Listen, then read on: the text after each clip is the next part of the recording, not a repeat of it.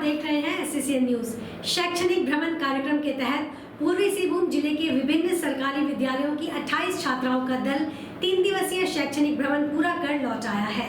Collectorate में आयोजित कार्यक्रम के दौरान छात्राओं ने अपनी यात्रा के अनुभव साझा करते हुए कहा कि इस भ्रमण ने उनके ज्ञान, दृष्टिकोण और प्रेरणा को नई ऊंचाइयों तक पहुंचाया। छात्राओं ने मुख्यमंत्री हेमंत सोरेन एवं डीसी कर्ण सत्यार्थी का विशेष आभार व्यक्त किया। छात्राओं के भ्रमण का पहला दिन विज्ञान और प्रौद्योगिकी को समर्पित रहा, जिसमें छात्राओं ने भारतीय अंतरिक्ष अनुसंधान संगठन के सतीश धवन अंतरिक्ष केंद्र श्रीहरिकोटा का अवलोकन किया। साथ ही आरएमके ग्रुप ऑफ इंस्टीट्यूशंस के इंजीनियरिंग कॉलेज कैंपस का भी दौरा किया। इस दौरान उन्होंने अंतरिक्ष अनुसंधान और तकनीकी नवाचार के बारे में प्रत्यक्ष जानकारी प्राप्त की। दूसरे दिन दल ने देश की ऐतिहासिक एवं सांस्कृतिक धरोहरों से परिचय प्राप्त किया। स्टेट म्यूजियम और भारतीय पुरातत्व सर्वेक्षण द्वारा संरक्षित महाबलीपुरम के महत्वपूर्ण स्थलों महाबलीपुरम किला, म्यूजियम, मंदिर एवं टाइगर केव आदि का अवलोकन किया। साथ ही चेन्नई स्थित मॉडल स्कूल कोवालम का भ्रमण किया, जहां शिक्षण पद्धतियों एवं संसाधनों को देखा।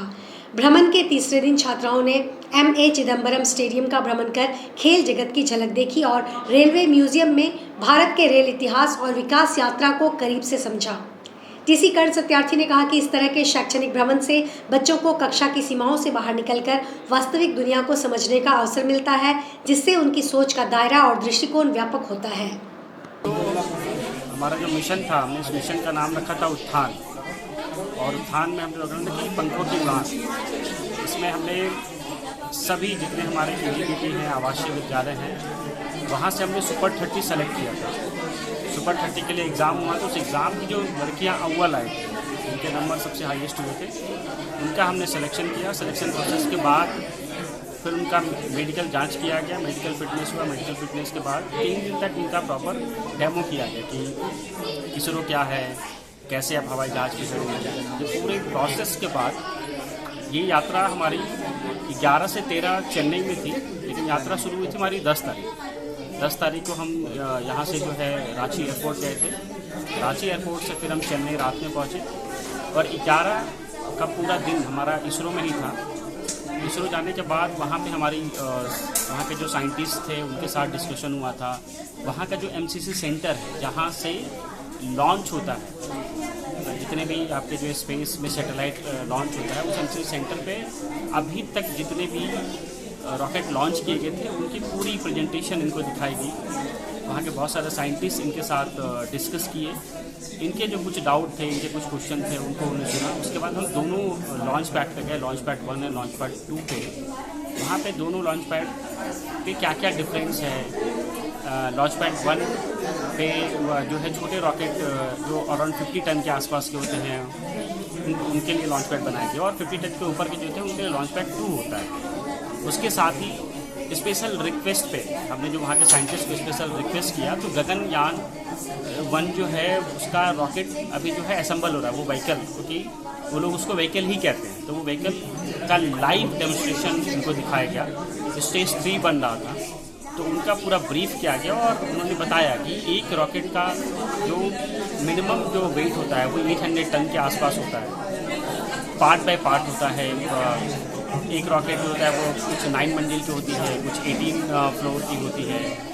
तो इस तरह से उन्होंने पूरा ब्रीफ किया। ब्रीफ करने के बाद फिर हम इवनिंग में वहीं के एक बड़े इंजीनियरिंग कॉलेज में गए, जहाँ पे ड्रोन से रिलेटेड, स्पेस से रिलेटेड बच्चों ने लैब देखा, 3D प्रिंटिंग कैसी होती है उसकी उनको जानकारी मिली। देन सेकेंड डे हमारा जो पूरा था वो हिस्टोरिकल प्लेस, जो यूनेस्को 30 में जो रजिस्टर्ड है महाबलीपुरम, वहाँ पे जो आपका बटर रॉक है उस रॉक को देखा गया, फिर केव को देखा गया।